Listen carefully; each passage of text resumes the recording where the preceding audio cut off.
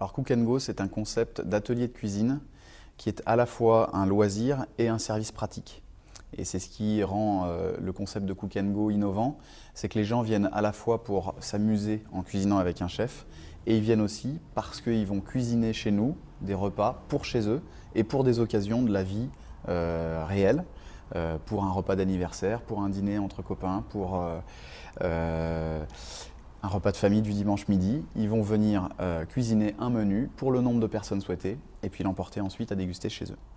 Voilà le concept de Cook & Go qui est développé dans des boutiques qui sont sur rue et aujourd'hui dans les grandes villes françaises. J'ai décidé d'avoir un mentor parce que je suis aujourd'hui dans une phase de croissance accélérée qui est très excitante évidemment parce qu'il y a plein de choses à faire, mais il y a aussi des dangers de croître très vite et il me paraissait très important de pouvoir avoir un regard extérieur qui me permette de lever le nez du guidon et de repérer des éventuels dangers dans cette croissance très accélérée de mon activité. L'avantage d'avoir un mentor, c'est justement de pouvoir se confier. Alors c'est un mentor, c'est pas un psychologue, hein, mais un chef d'entreprise est toujours un petit peu isolé dans son entreprise parce que on ne peut pas partager tous les soucis de l'entreprise avec les collaborateurs, heureusement d'ailleurs. Enfin, il ne faut pas en tout cas.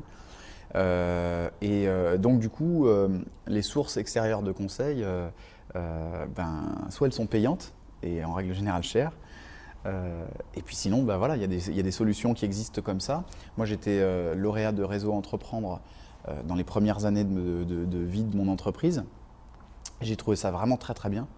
Et le fait que l'Institut Mentorat en entreprise existe et propose quelque chose qui ressemblait justement à ce que j'avais connu dans le Réseau Entreprendre, ça m'a vraiment convaincu pour intégrer l'IME.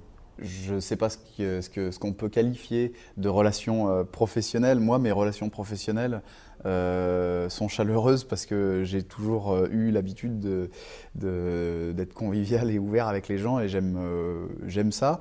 Donc, oui, c'est professionnel dans le sens où on est là pour bosser, on n'est pas là pour juste rigoler un coup, mais